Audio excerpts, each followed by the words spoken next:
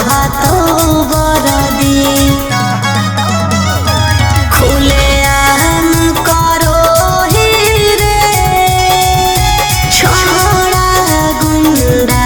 गरदी ले जाई तो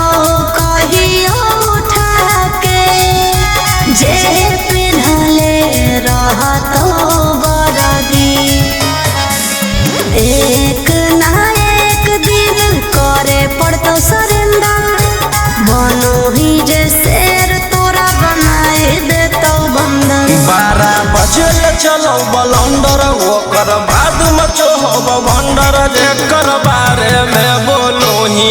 हो रहो हमरे अंदर 12 बजे चलो बलंदर ओकर बाद मचो हो भंडर जेकर बारे में बोलो ही हो रहो हमरे अंदर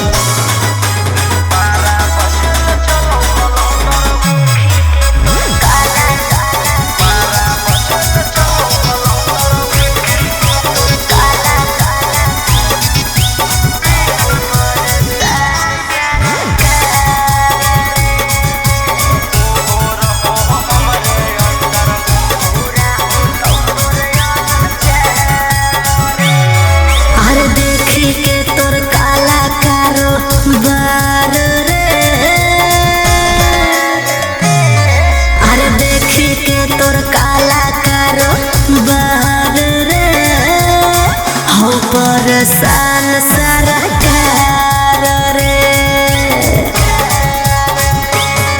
अरे आगे पीछे लेके छोड़ा घूमो ही डिफेंडर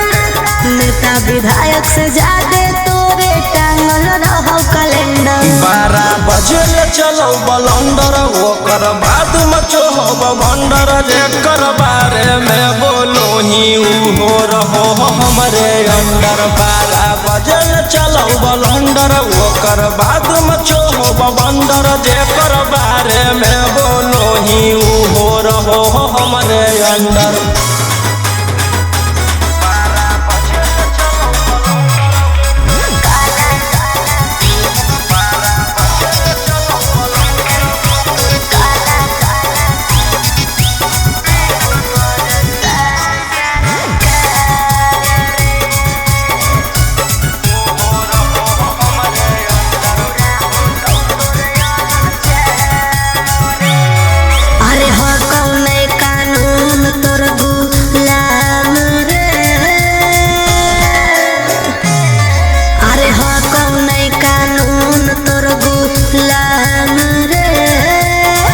बुरा हो तो तोर जान रे अरे राजा रोशन रोहिया जादे बने नहीं सिकंदर जादे दिन नहीं चले वाला